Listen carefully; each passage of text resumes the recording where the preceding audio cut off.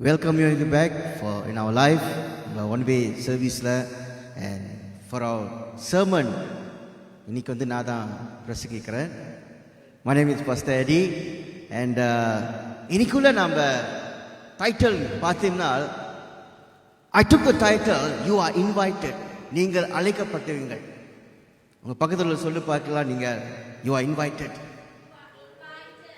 You are invited. Yes. நாம் ஒரு ஒரு ஒரு விருந்துக்கு நம்மளை அழைத்தால் நம்மளுக்கு ரொம்ப சந்தோஷமா இருக்கும். We are happy when someone invites us. And this is what I'm going to talk about. I'm going to talk about so much about feast and banquets. விருந்து பந்தை குறித்து நான் பேச போகிறேன். It's going to be something happy. When we are invited, we are the guest. நாம் வந்து விசேஷமாக நம்மள வந்து அழைக்கும் போது நம்ம ஒரு விசேஷமாக காரியங்களா இருக்கிறோம். we are people that are special when we are invited, and we all been invited. அடே நம்ம எல்லாரும் ஏதோ ஒரு இடத்துல ஏதோ ஒரு நேரத்துல ஏதோ ஒரு விருந்துக்கு நாம் அழைக்கப்பட்டவங்களா இருப்போம். and we will go there and we'll have a good time. நல்ல ஒரு நேரத்தை நாம் செலவு பண்ணுவோம். am I right?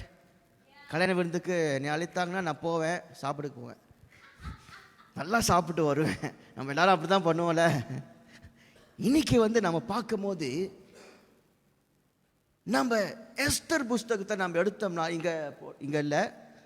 Before we go there, when we take the book of Esther, just an introduction to this book. இந்த புஸ்தகம் எடுத்தீங்கன்னா எஸ்தர்னு ஒரு பெண், அவளோட பெயரை வைத்து தான் இந்த புஸ்தகம் எழுதப்பட்டது. The book of Esther was written by this woman called Esther.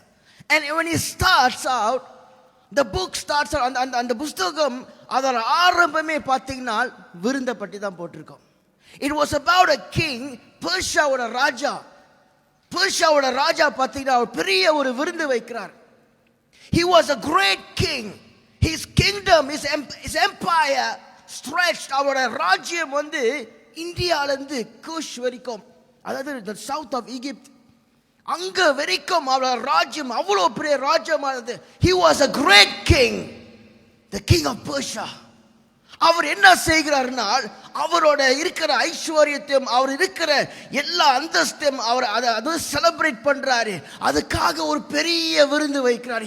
He made a great feast because of all that he had, all the riches and the blessings he had. அந்த விருந்து எத்தனை நாள் தெரியுங்களா இருந்தது? 180 நாள், 180 days. Wow, that must be a great feast. எவ்வளவு பெரிய விருந்தா இருந்திருக்கும். That's a great party.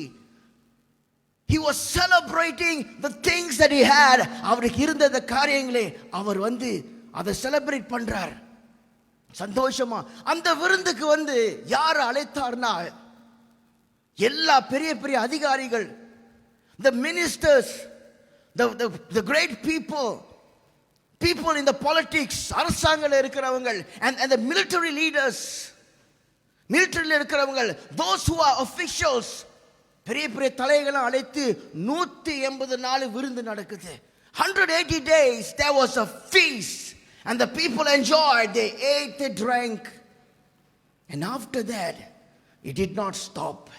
அந்த விருந்து நிக்கல. என்ன செய்கிறார்னா இன்னும் ஒரு 7 நாள் விருந்து. யாருக்காக? சூசா வந்து கேபிட்டல், அந்த பெர்ஷியாவோட தலைநகரம், அதுல இருக்கிறவங்க எல்லாருக்கும், the great and the least, அங்க பணக்காரன் ஏழை எல்லாருமே அழைத்து ஒரு விருந்து வைக்கிறார். 7 நாள், 7 days. What a great feast. And everybody was invited. எல்லாரும் அழைக்கப்பட்டது. But there was a problem in the 7-day feast. He invited his wife, his queen. எல்லா ராஜாக்கும் ஒரு ராணி இருப்பாங்க. And always a king will have a beautiful wife. எல்லா ராஜாக்களுக்கும் ஒரு அழகான ராணி இருப்பாங்க. And there was a queen called Vashti. வாஷ்டின்னு ஒரு ராணி இருந்தாள். அவளை அழைக்கும் போது ராஜா என்ன செய்றார்? இவளும் எடுத்துட்டு வந்து எல்லாத்தையும் காமிக்கலாம், நான் அவ்வளோ அழகான ஒரு மனைவி வைத்திருக்கேன். I have a beautiful wife and I want to show to all the people. அவளை கூப்பிடும் போது வரல. She did not come. And the king was very angry. ராஜா மிக கோபப்பட்டார். நம் வேதத்தில் எடுத்தோம்னா, even in the gospel, Jesus speaks about a feast. மத்தேயு புத்தகத்தில் இயேசு ஒரு விருந்த குறித்து அவர் பேசுவார், ஓமையை சொல்லுவார். He will speak a parable about a feast. And it's a wedding banquet, ஒரு கல்யாண விருந்து. ஒரு ராஜா மகனுக்காக ஒரு கல்யாண விருந்தை வைத்து எல்லாரும் அழைக்கிறார். ஆனா அநேக பேர் என்ன சொல்லுவாங்கன்னா, அவங்க சாக்கு புக்கு சொல்லுவாங்க. Many will give excuse and they would not turn up to the feast, to the banquet. அந்த விருந்துக்கு வராமல் நிறைய சாக்கு புக்கு சொல்லுவாங்க. அழைக்கப்பட்டவர்கள் நிறைய பேர் வராம இருப்பாங்க. And Jesus said that the king, அந்த ராஜா என்ன செய்வார்னா, இவங்கெல்லாம் வராதனால பரவாயில்ல, நான் வெளியே இருக்கிறவங்க, ரோட்ல இருக்கிறவங்க, those in the highway, bring them in, எல்லாரையும் நீங்க அழைத்துருவாங்க. The rich and the poor, everybody, the lame, நடக்க முடியாதவங்க, சீக்கானவங்க, எல்லாரையும் அழைத்துருவாங்க. அழைக்கப்பட்டவங்க அவங்க வருவாங்க. But when they came, there was many were invited, but a few were chosen. நம்ம எடுப்போம் அந்த வசனம், the book of Matthew chapter 22:14. For many are called, but few are chosen. அழைக்கப்பட்டவர் அநேக பேர், ஆனா தெரிந்து கொள்ளவங்க சில பேர் தான். இங்க உட்கார்ந்து இருக்கவங்க, நீங்கள் யார்? Are you the chosen one? நீங்க பக்கத்தில் பாருங்க, சொல்லுங்கள், you are chosen. You are chosen. Only a few are chosen. God calls. தேவன் எல்லாத்தையும் அழைக்கிறார்.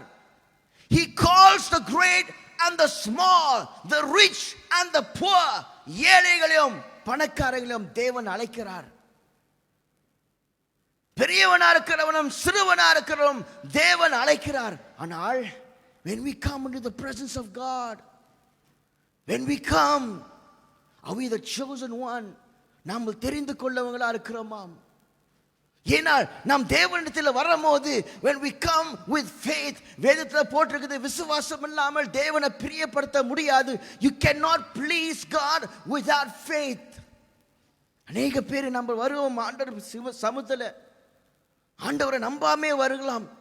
ஆண்டவர் என் வாழ்க்கையில ஒரு அற்புதம் செய்ய முடியாது, நான் ஒரு நோக்கத்தில் வரலாம். They don't believe the greatness and the power of God.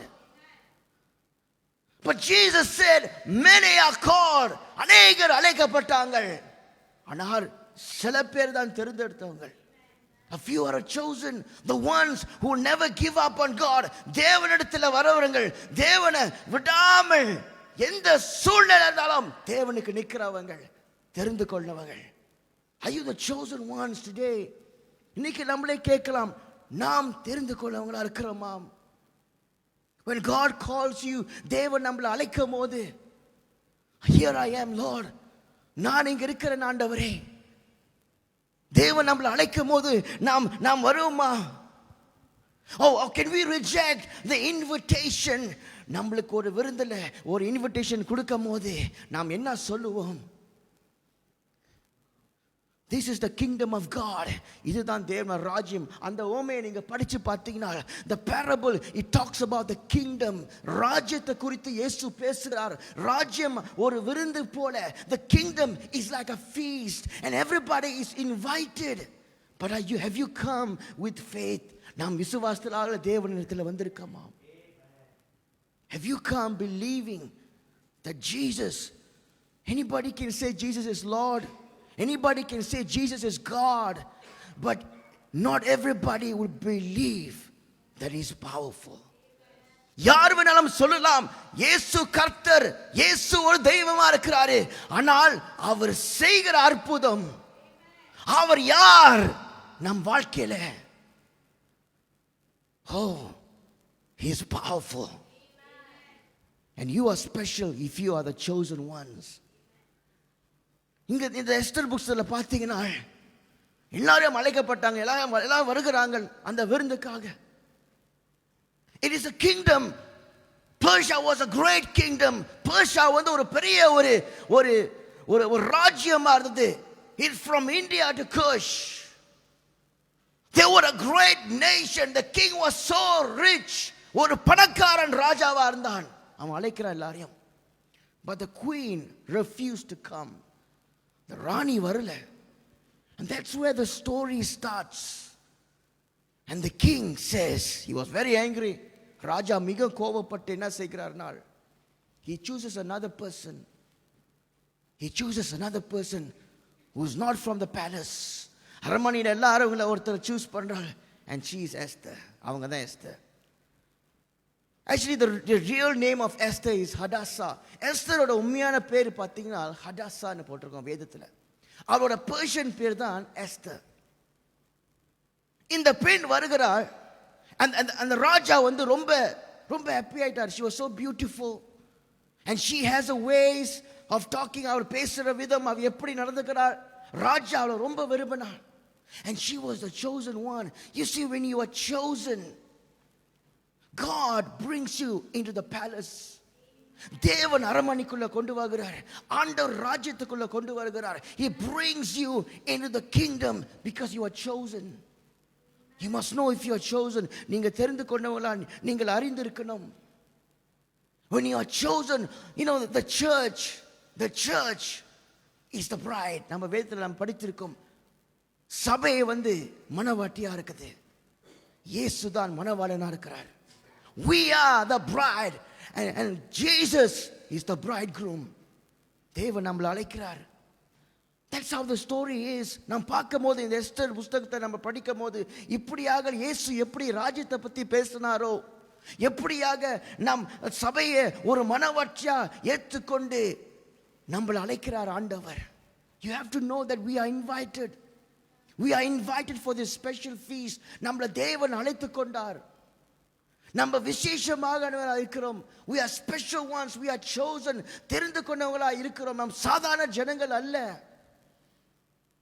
But have we come ready for the feast? And what happens is, in the புத்தகத்தை நம்ம படிக்கும்போது the story of Esther. As Esther was a Jewish woman, Esther வந்து ஒரு யூதர் பெண்ணா இருந்தால். She was not a Persian. அவர் பெர்ஷியல் இல்லாதவன். And what happens is, அவளை வளர்த்து எடுத்தவன் நான் ஒரு மோடிகாய்னு ஒரு மனுஷன் இருக்கிறான். Mordecai was a man that brought Esther as his own daughter. அவன் என்ன நடக்குதுனால், அவன் ராஜாவை சாகடிக்கிறதுக்கு ரெண்டு பேர் திட்டம் போடுவாங்க. Two men will scheme to kill the king. ராஜாவை எப்படியாக சாகடித்திரம் திட்டம் போடும்போது இந்த மோடிகாய் அவன் கேட்டுட்டு அவன் எஸ்தர் கிட்ட போய் சொல்லுகிறான், இந்த மாதிரி ராஜாவை சாகடிப்படுகிறாங்க, நீ போய் ராஜாவை சொல்லு. அப்ப ராஜாட்ட சொல்றாள் எஸ்தர், இந்த மோடிகாய்னால ராஜாவோட உயிர், his life was spared. பாருங்க எவ்வளவு பெரிய ஒரு காரியத்தை செய்திருக்கான் Mordecai, a Jewish man. ஆனா அவனுக்குன்னு ஒரு பிரச்சனை வந்தது. He was supposed to be the hero. அவன் தான் ஹீரோவா இருக்கணும் இந்த கதையில. He saved the king's life. But there was another man called Haman. Haman இன்னொரு மனுஷன் இருந்தான். ராஜா அவனை உயர்த்தி அவனை பெரிய ஒரு ஒபிஷியலா வைத்து அவனை வைத்திருக்கார். அவன் என்ன செய்கிறான், நான் எல்லாம் அவனை பார்த்தா அவனை எல்லாம் வணங்கணுமா, தலையை குனியணும். ஆனா இந்த மோடிகாய் வந்து யாருக்கும் தலையை குனிய மாட்டான், ஆண்டவர் கொன்றி தான் நான் வணங்குவான். அதனால இந்த ஹாமானுக்கு வந்து கோபம், என்னைய பார்த்து இவன் குனிய மாட்டானே. Do you know, when you are called, you bow to God.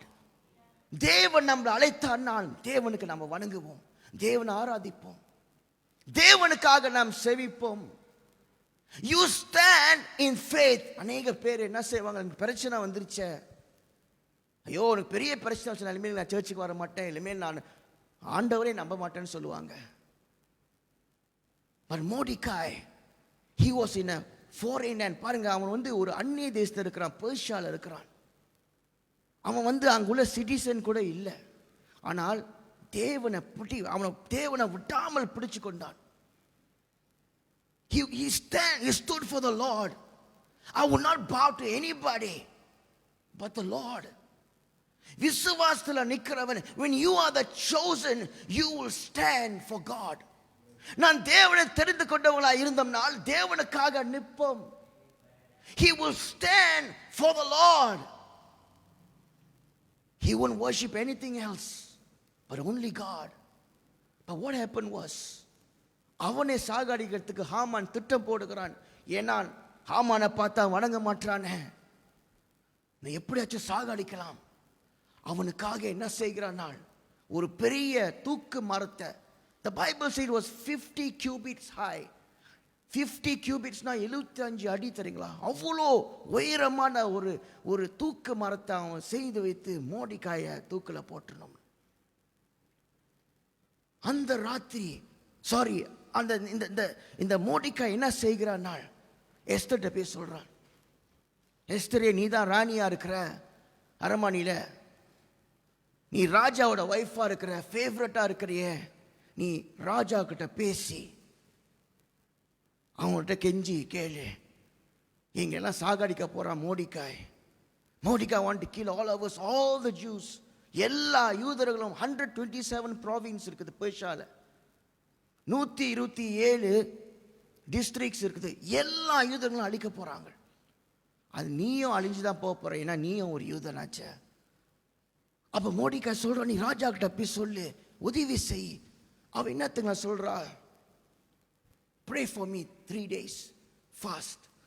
நீங்க உபவாசம் எடுத்து ஜெபிங்கள் எல்லாரும், நான் அது பிறகு ராஜாட்ட பேசுகிறேன். 3 days she prayed and she fasted. She never forget who she was. அவள் ஒரு ராணியா இருந்தாலும் அவள் யாருன்னு அவள் மறக்கவே இல்லை. She was a child of God. தேவனோட மகளா இருக்கும் போது she never forget God. ஒரு ராணியா ராஜா உயர்த்தி வைத்திருக்காரு, அவ என்ன கேட்டாலும் கொடுத்துருவார். பைபிள் அப்படிதான் இருக்குது. The king loved her so much, but she never forget God. தேவனை மறக்கவே இல்லை. அவ சொல்றா, நான் ராஜா கிட்ட பேசுறேன், ஆனா தேவனிடத்தில் நீங்க போய் ஜெபிங்கள். You pray to God and you fast. And after 3 days, 3 நாள் கழித்து இந்த எஸ்தர் என்ன செய்கிறார், ராஜா இடத்துல போகிறாள். அவர் போயிட்டு சொல்றா, ராஜா உடனே பார்த்தோன்னு கேட்கிறார். ராஜா சொல்றாரு, உனக்கு நான் என்ன செய்யணும், what do you want me to do? Because he loved us so much. தேவன் எப்படியாக நம்மளை நேசிக்கிறார், how God loves the church. நாம் தேவனுக்கு மனவர்த்தியா இருக்கும் போது தேவன் நம்மளை நேசிக்கிறார். God will ask you, what can I do for you? I will do anything for you because I love you so much. நான் உன்னை அதிகமா நேசிக்கிறேன். The church is us, நம்ம தான் சபை. Every believer, every individual that believes in the Lord, you are the bride of Christ. You are a beloved. You are chosen. God asking, இந்த ராஜா கேட்கிறாரு ராணி கிட்ட, எஸ்தர் கிட்ட, நான் உனக்கு என்ன செய்யணும்? அவ சொல்றா, நீங்க நான் ஒரு விருந்து வைக்க போறேன். I want to do a banquet, a feast. நான் ஒரு விருந்து வைக்க போறேன், அந்த விருந்தில் அவங்ககிட்ட சொல்றேன்றா.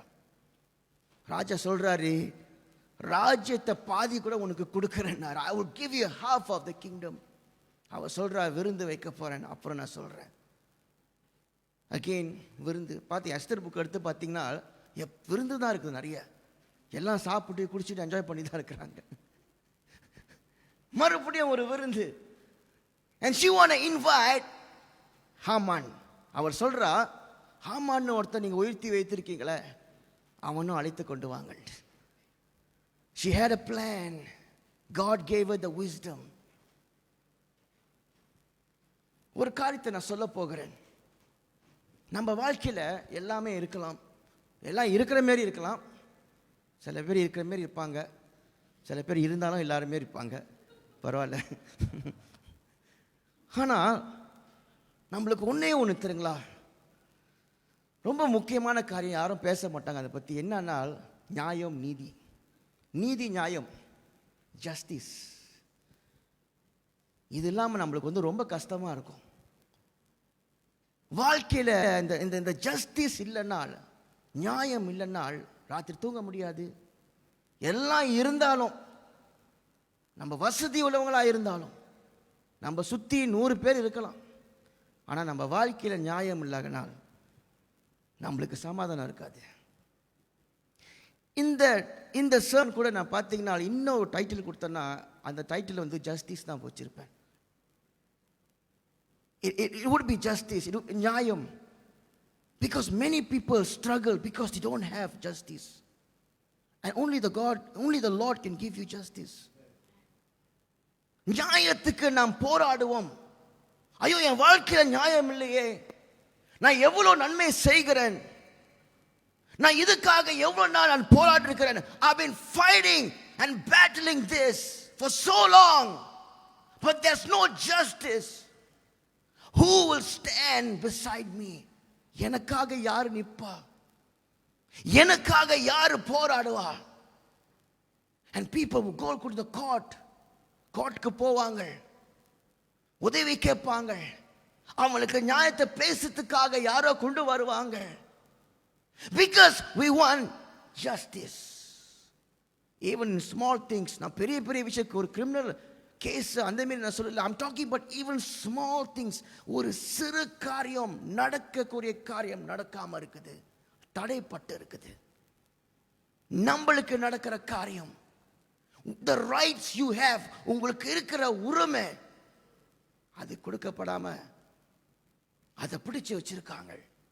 The things that you need, உங்களுக்கு தேவைப்பட்ட காரியங்கள், and it has been withheld from you. You need justice. மோடிகாய் நீங்க பார்த்தீங்கன்னா அவன் யூதனா இருக்கிறான், எஸ்தரை வளர்த்தெடுத்தவன், ராஜா சாகடிக்கிறவங்களை காட்டி கொடுத்தான். He was a special person. அதே நேரத்தில் அவனை சாகடிக்கிறதுக்கு ஹாமான் திட்டம் போடுகிறான். Where is justice in this? இதுல எங்க நியாயம் இருக்குது?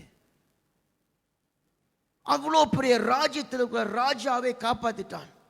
ஆனா பெரிய அதிகாரி ஹாமான் இவனை சாகடிக்க போறான். 75 அடி தூக்கு மரத்தை செஞ்சு வச்சிருக்கான், இவனை தூக்கில போடலான்னு. And Esther said, ராஜாவே, நான் ஒரு விருந்து செய்கிறேன், அப்ப நான் சொல்றேன். And that night the king couldn't sleep. ராஜானால தூங்க முடியல. என்னானால் மோடிகாய்னு ஒரு மனுஷன் இருந்தானே, அவன் கேட்டுக்கிட்ட உட்காந்துருப்பான், அரண்மனை கேட்டுக்கிட்டான், உள்ளுக்கு வர முடியாது. He was a common man. சாதாரண ஒரு மனுஷன். அவன் எனக்கு உதவி செய்தானே, அவனை எப்படியாச்சும் உயர்த்தணும். அவர் தூக்க முடியாம நாளைக்கு ஒரு திட்டம் போடுவாரு மோடிகாயை ஆசீர்வதிக்கிறதுக்காக. But when the time comes, அந்த விருந்து நேரத்தில் 2ஆம் நாள், the second day of the feast, the queen will tell the king, ராஜாவே, என்ன அதிகமா நேசிக்கிறீங்களே, எங்க ஜனங்களை சாகடிக்கிறதுக்கு ஒருத்தர் இருக்கான், யாருனால் ஹாமான்னு சொல்லுவான். எங்க தெரியுங்களா, கோர்ட் ரூம் வந்து விருந்துக்குள்ள வருதுன்னு. Mordecai found justice in the feast. நாம் எடுத்துக்கொள்ளும் அந்த வசனம், அடுத்த வசனம் எஸ்தர் 7ஆம் அதிகாரம் 9ஆவது வசனத்தில் போட்டிருக்குது. Now Harbona, one of the eunuchs, said to the king, look, the gallows 50 cubits high, தூக்கு மரம் அது 50 cubits, which Haman made for Mordecai, who spoke good on the king's behalf. மோடிகாய்க்குன்னு இந்த தூக்கு மரத்தை செய்து வைத்திருக்கான் ஹாமான். மோடிகாயா, நான் ராஜாக்கு நல்லதா பேசின, ராஜாவை காப்பாத்தினவன், is standing at the house of Haman. Then the king said, hang him on it. Hang Mordecai on that pole. சில பேர் நாங்கள் கோவம் என்ன சொல்லுவோம், hang him சொல்லுவோம். hang him na, okay, go away, அவனுக்கு கெட்டது நடக்கணும்னு. இங்க பாருங்கள், நன்மை செய்தவன் மோடிகாய். He spoke good of the king. அவனுக்கு ஒரு தூக்குமரம் செய்து வைத்திருந்தாங்க. அதிலே ஹாமான ராஜா சொல்றாரு, ஹாமான் அந்த இடத்துல வையுங்கள். நம்மளுக்கு எதிரியானவன், சத்துருவானவன் திட்டம் போட்டு வைத்த காரியம் அது நடக்காம போகுது. God gives us justice. God gives a justice. இங்க பாத்தீங்கன்னா இவனுக்கு இந்த மோர்தெகாய் பாத்தீங்கன்னா அவன் ஜனங்களை அழிக்க போறாங்க. They're going to kill all the Jews. He's going to be killed. But he found justice in the feast that he was invited. அழைக்கப்பட்ட விருந்தில அவன் நீதி நியாயத்தை அவன் பெற்றுக்கொண்டான். தேவனால தான் நம்மளை அழைக்கிறாரு. God is inviting us. கோர்ட்ல நடக்கிற காரியம் எங்க நடக்குதுனால் விருந்துல, in the feast. நியாயத்தை ஆண்டவர் கொடுத்தார். நல்ல மனுஷன் ராஜாக்கு உதவியா இருந்தான். அவனை சாகடிக்க பார்த்தாங்க. ஆனா இது மாறினது. அடுத்த வசனம் வாசிப்போம். சங்கீதம் 23:5 வசனம். We all know this verse, Psalm 23 verse 5. David says, you prepare a feast. சில டிரான்ஸ்லேஷன்ல டேபிள்னு போட்டிருக்கோம். I'm using this a feast. நீ ஒரு பந்தியை ஆயத்த பண்ணியிருக்கன்னா அவன் சொல்றான் தாவீது, you prepare a feast for me in the presence of my enemies. என் சத்துருக்கள் முன்பாக ஒரு பந்தியை ஆயத்தம் பண்ணியிருக்கிறேன். You honor me by anointing my head. என் தலையை அபிஷேகம் பண்ணி, and my cup will overflow with blessings. என் பாத்திரம் வழிந்து நிறையும். இங்க தேவன் நம்மளை உயர்த்துகிறார். In the presence of our enemies. நம்ம சத்துருவான்கள் முன்னால ஆண்டவர் நம்மளை உயர்த்துகிறார். நம்மளுக்காக ஒரு பந்தியை ஆயத்தப்படுத்துகிறார். He prepares a feast. நம்மளுக்காக தேவன் சத்துருவான்கள் முன்னால. Our enemies are not just people. நம்ம நினைக்கலாம் மனுஷன் தான் enemy. No, the things that are bothering us, the problem in our life, நம்ம வாழ்க்கையில் இருக்கிற பிரச்சனைகள், நம்ம வாழ்க்கையில் இருக்கிற குறைவுகள், all these are enemies. The things that makes you feel that you don't have justice. எனக்கு நீதி இல்லையே, நியாயம் இல்லையே. ஆண்டவர் நியாயத்தை கொடுக்கிறார். மோர்தெகாய் அப்படிதான் தேவன் ஆசீர்வதித்தார். God blessed Mordecai in the feast that was invited. இன்னைக்கு நாம நினைச்சு பார்க்கலாம், எனக்கு வாழ்க்கையில நியாயம் இல்லையே, எனக்கு போராடுறதுக்கு யாரும், என் பக்கம் போராடுறதுக்கு யாரும் இல்லையே. There's nobody to fight in behalf of me. Where is my justice? என்னோட நியாயத்தை கேட்கறதுக்கு யார் இருக்குதா? Who is there to fight for my justice? The Lord who invites us. தேவன் பாருங்கள், நம்மளை ஆசீர்வதித்து அங்கே ஆண்டவர் நம்மளை உயர்த்துகிறார். பந்தியை ஆயத்தப்படுத்துகிறார். He prepares a feast, a table in the presence of all the enemies. எல்லா சத்துருவான்கள் முன்னாலும் ஆண்டவர் என்ன செய்யறார்? அது மட்டும் இல்ல, நம் பாத்திரம் வழிகிற அளவுக்கு the blessing will overflow. Are we asking God? தேவன் நம்ம இடத்துல நம்ம கேட்டிருக்கோம், ஆண்டவரே இவ்வளோ பிரச்சனைகளுக்கு என் வாழ்க்கையில இவ்வளோ காரியங்கள் தடைப்பட்டு இருக்குது. கேட்டது ஒண்ணு, அது கிடைக்கல. தேவையில்லாத காரியங்கள்லாம் வந்துட்டு இருக்கு வாழ்க்கையில. I want justice. எனக்கு நியாயம் வேணும். I want justice. கடைசியா ஒரு வசனம் வாசிப்போம். It is a powerful verse. வல்லமையான ஒரு வார்த்தை. This verse is for all of us. சங்கீதம் 37:6 வசனத்துல, He shall bring forth your righteousness as the light and your justice as the noonday. நீதியை வெளிச்சத்தை போலவும் நியாயத்தை பட்ட பகலை போலவும் ஆண்டவர் கொண்டு வருவார்னு சொல்றார். Your righteousness as the light. நம்ம எதுக்கு நம்ம நீதியில நம்ம நிக்கிறோமோ செய்கிறோமோ அது ஆண்டவர் சொல்றார் வெளிச்சத்தை போலவும், நம் நியாயத்தை and your justice பட்ட பகலை போல, as the light of the noonday, God will bring it. When we don't have the justice, நம்மளுக்காக அந்த நியாயம் இல்லை, நம்மளுக்காக நம்மளுக்கு உரிமை இருக்குது. We have the rights, even children of God. நம் தேவனோட பிள்ளைங்களா இருந்தாலும் சில நேரத்தில் நம்மளுக்கு வருகிற காரியம் வராம இருக்கும், நம்மளுக்கு கிடைக்கிற காரியம் கிடைக்காம இருக்கும், தடை பண்ணி இருக்கிற அநேக காரியம். ஆண்டவர் சொல்றார், உம் நீதியை வெளிச்சத்தை போலையும் உம் நியாயத்தை பட்ட பகலை போலையும் விளங்க பண்ணுவார். ஆண்டவர் சொல்றார். I'll make your righteousness, all your good things. நாம் தேவனுக்கு எவ்வளோ செய்திருக்கலாம், நாம் எவ்வளோ நம்ம பாடுபட்டிருக்கலாம், இதெல்லாம் செய்தோம். நம்ம சில நேரத்தில் நாம் எதிர்பார்த்த காரியத்தை பார்க்காம இருக்கலாம். The enemy will come and steal. சத்ருவானவன் வந்து திருடிட்டு போகிறான். The enemy will come and take away. The enemy will get the good name. சத்ருவானவன் மற்றவனுக்கு நல்ல பேர் கிடைக்கும். You are fighting and fighting. நாம் போராடிக்கிட்டே இருக்கிறோம், நாம் வேலை செய்துக்கிட்டே இருக்கிறோம். And we ask God, ஆண்டவரே என் நியாயம் எங்க? This is not fair. But God said, I will make your righteousness, your good deeds, your hard work to shine as the light. அது வெளிச்சத்தை போல நான் விளங்க பண்ணுவேன். அது உங்களோட நியாயத்தை பட்ட பகலை போல நான் விளங்க பண்ணுவேன் ஆண்டவர் சொல்லுகிறார். இந்த sermon prepare பண்ண ஆண்டவர் God gave me a revelation. A revelation that gave me about, you see, Esther is a type of Jesus. இயேசு நீங்க பார்த்தீங்கன்னா அவர் வந்து சிலுவையில் அறையிற முன்னால they caught him, they took him, விசாரணை வைத்தாங்க. It is like a courtroom. இந்த ஆசாரியர்கள் பரிசேயர்கள்லாம் அவங்க முன்னால வைத்து they question him. They put the blame on him. அவளுக்கு தவறான, அதாவது false witnesses, தவறான சாட்சிகளை கொண்டு வந்தாங்க. காசு கொடுத்து அவருக்கு எதிர்ப்பா பேச. It's in the Bible, சுவிசேஷத்தில் இருக்குது. சாட்சிகள் வந்து தவறா சொல்றாங்க இயேசுவை பத்தி. அது மட்டும் இல்ல, அவர் சொன்னது நல்லதை சொன்னாரு, அதெல்லாம் வேற விதத்தில் டிரான்ஸ்லேட் இன்டர்பிரேட் பண்ணி அதை வேற விதத்தில் சொல்றாங்க. இயேசு சொன்னாரு, இந்த ஆலயத்தை அழிச்சிருவேன், இந்த ஆலயத்தை அழியுங்கள், 3 நாள் கழித்து நான் உயிர்த்தெழுவேன். He was talking about his body. அவரை சரீரத்தை குறித்து பேசுகிறாரு. ஆனா அவர் சொல்றாங்க, எங்க ஆலயத்தை பத்தி பேசிட்டீங்களே. சில நேரத்தில் நம்ம பேசுற காரியம் மிஸ்டேக் பண்ணிடுவாங்க. இதை வச்சு நம்மளை வந்து people என்ன செய்வாங்க, நம்மளை தாக்குவாங்க. Jesus was in that position.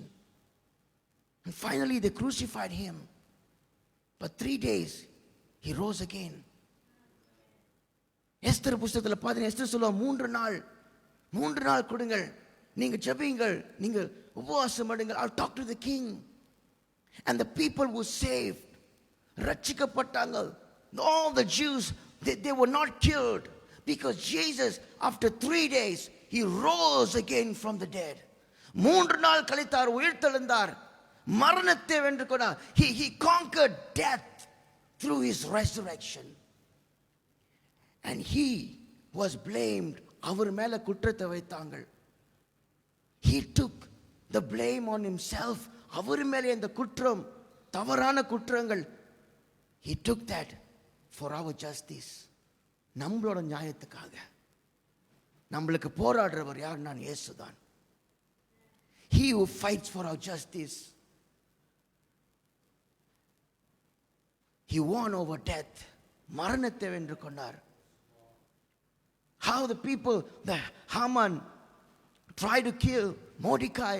Mordecai எப்படியும் சாகடிச்சிரணும், எல்லா யூதர்களும் சாகடிச்சிரணும் நினைச்சான்.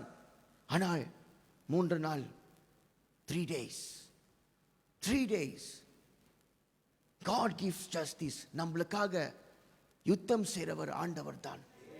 The Lord who fights for us. But when he invites us, நம்மள தேவன் அழைக்கிறார். He invites us.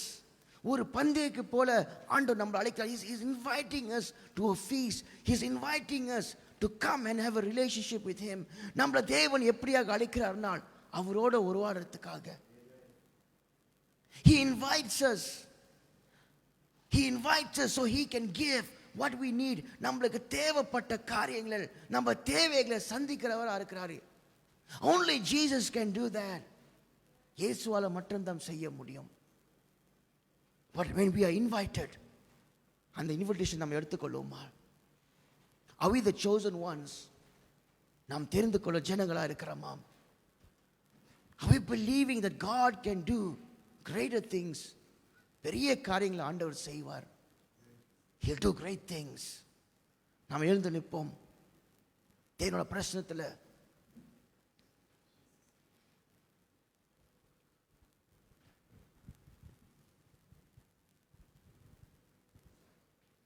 ஓ நன்றி ஆண்டவரே இயேசுவே. Lord, we praise you, God. You're the God who gives justice. நியாயத்தை கொடுக்கிறவர் நீர்தான் ஆண்டவரே. இதோ ஆண்டவரே, எங்களுக்கு நியாயம் இல்லாமல் எங்க வாழ்க்கையில் நடக்கிற காரியங்கள், இதோ ஆண்டவரே, நீதியை கொடுக்கிறவர் நீர்தானப்பா. The God who gives justice, the God who makes our righteousness to shine forth as the light and our justice as the noonday. எங்கள் நியாயம் பட்ட பகலை போல விளங்க பண்ணுவீர் ஆண்டவரே. Oh, praise you, Lord. துதிக்கிறோம் ஆண்டவரே.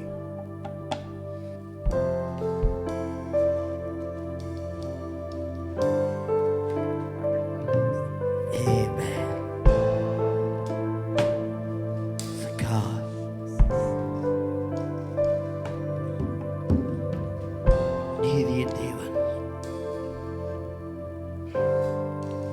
உண்மை உள்ளவர் அல்லவா, நன்மை செய்வார்.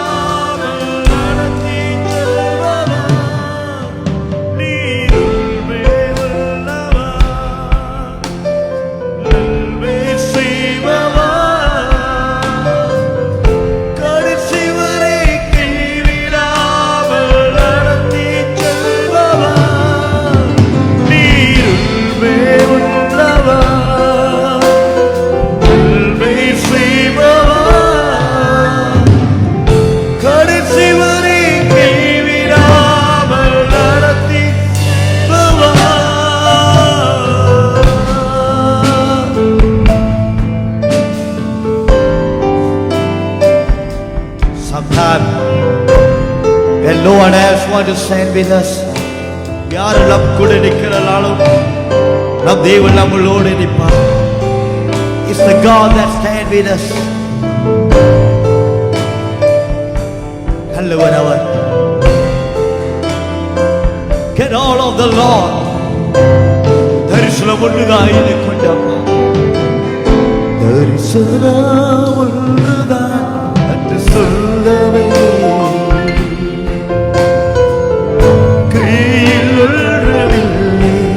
அன்று என்னிடமே தரிசனம் ஒன்றுதான் என்று சொல்லவே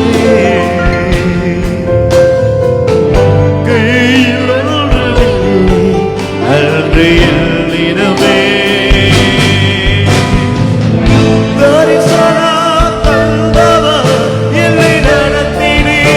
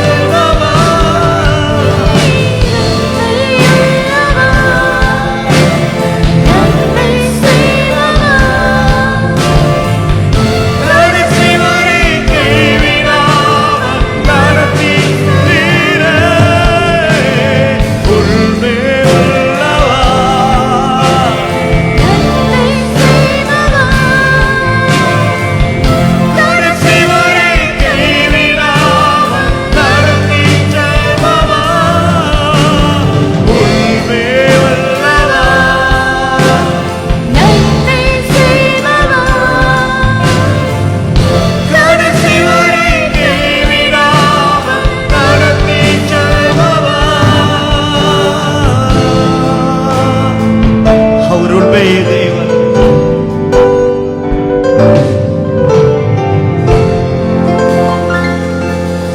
Is God that faithful for those?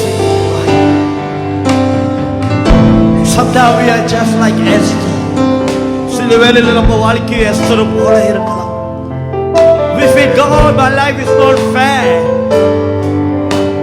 எனக்கு நீதி இல்லை. You feel sometimes people are talking against you. People are doing against you. The people don't like you. ஜனங்கள் உங்களை எதிர்த்து காரியம் செய்றாங்க. You not repeat what you saw. நீங்க அறுவடை பண்ணறத நீங்க வெறுத்து அறுவடை பண்ண முடியல சொல்லி. But do not worry. The Lord will honor you. தேவன் அல்லவா நம்மளை கௌரவப்படுத்துகிற தேவன். The Lord see your heart. The Lord will reward you because the one who calls you அழைத்தவர் அவர் அல்லவா. இதுவரை தாங்கிய கிருபை இனிமேலும் தாங்கிடுவே. இதுவரை சுமந்த கிருபை இனிமேலும் சுமந்திடுவே. இதுவரை தாங்கிய கிருபை இனிமேலும் தாங்கிடுவே. இதுவரை சுமந்த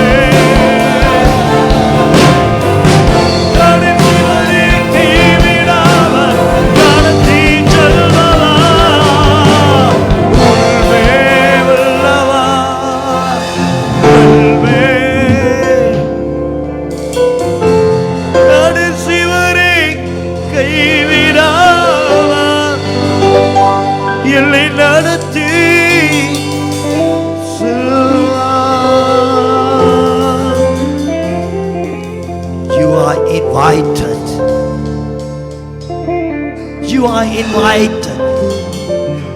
தேவனோட பந்திக்கு அழைக்கப்பட்டவங்க. You've been called for that. What you've been called, others will try to stop it. இதுக்காக நீங்க அழைக்கப்பட்டீங்களோ அந்த அழைப்புக்குள்ளாக இருக்காதபடியாக மற்ற காரியங்கள் என்னை நிறுத்த பார்க்கும். To Lord to sit at the feast of God's table. தேவனோட பந்தியிலே அமர்ந்திருக்காதபடியாக அநேக காரியங்கள் எஸ்தரை எதிர்த்து வந்தது. But the one who calls is faithful. அழைத்தவர் உண்மை உள்ளவர். இந்த சாயங்கால வேளையில தேவனோடு என்னை இணையாதபடி எது என்னை நிறுத்தது? See the things around you. சுத்தி இருக்கிற காரியங்களை பார்ப்போம். What makes me? எது என்னை நிறுத்தி வைக்குது? That's stopping me from worship the Lord. தேவனை ஆராதிக்காதபடியாக, தேவனை துதிக்கபடியாக. You know you've been called for that. அதுக்காக நான் அழைக்கப்பட்டேன். What's stopping you from Lord coming to the presence of God? தேவனோட சமூகத்துக்கு வராதபடியாக எது என்னை நிறுத்தி வைக்குது? தேவனுக்காக ஊழியம் செய்யாதபடியாக எது என்னை நிறுத்தி வைக்குது? You said you feel that everything is against you and you feel God is not in the invitation. அந்த அழைப்புல கடவுள் இல்லைன்னு நினைக்கிறீங்களா? You are called. You are invited. You are invited for a purpose. ஒரு நோக்கத்தோடு தேவன் அழைத்தார். Those who call things are not going to be easy. அழைக்கப்பட்ட வாழ்க்கை சுலபமா இருக்க போவதில்லை. Because everything will try to stop you not to be in the feast of the Lord.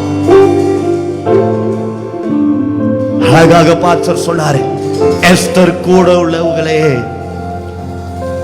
அவளை பற்றி தவறாக பேச ஆரம்பித்தார். Sometimes the very one that with us, நம் கூட இருக்கிற சூழ்நிலை நம்மளுக்கு எதிராக எழும்பும். நம் கூட இருக்கிற ஜனங்கள் நம்மளுக்கு எதிராக இருக்கலாம். நம் கூட இருக்கிற சொந்தங்கள் நமக்கு எதிராக இருக்கலாம். But you are invited. ஆனால் நானும் அழைக்கப்பட்டேன். Remember your call. அப்படி அழைப்ப எனக்கு குரு. Thank you Jesus. அவர் இருக்காருங்க. இதுவரைக்கும் நடத்திடுவா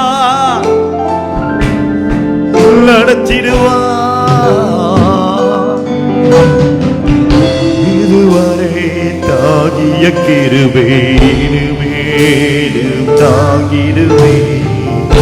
இதுவரை சுமந்த கிருபை மேலும் சுமந்திடுவே. இதுவரை தாகிய கிருபை இதுவரை சுமந்த கிருபை He's a faithful God. இதுவரை தாகிய கிருபை மேலும் தாகிடுவே. இதுவரை சுமந்த கிருபை மேலும் சுமந்திடுவே. இதுவரை தாகிய கிருபை மேலும் தாகிடுவே. இதுவரை சுமந்த கிருபை இதுவரை தாகிய கிருபை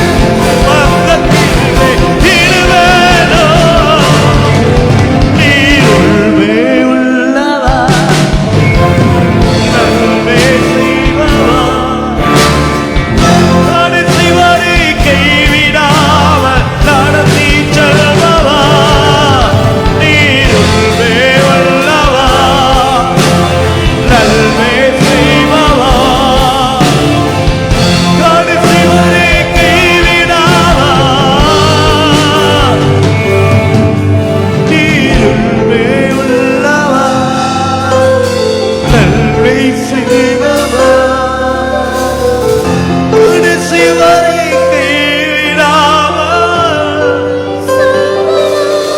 நீருள்ளே உள்ளவர் நல்வே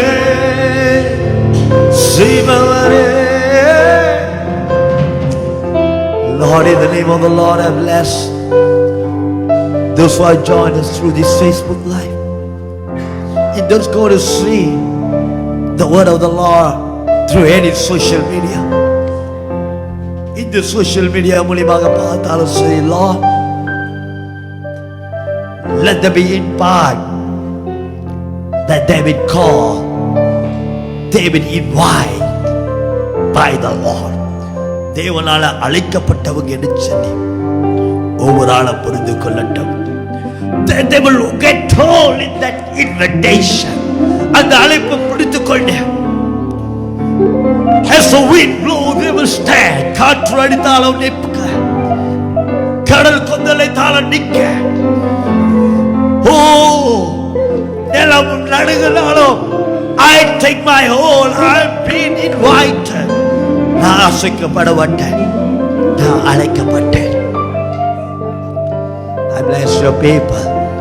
உம் ஜனங்களை ஆசீர்வதிக்கிறேன். In the name of the Lord we pray. Amen. Amen. Thank you for joining with us. எங்களோட இணைந்ததுக்காக நன்றி. May God bless you. May God bless you. Be blessed. Thank you, Lord.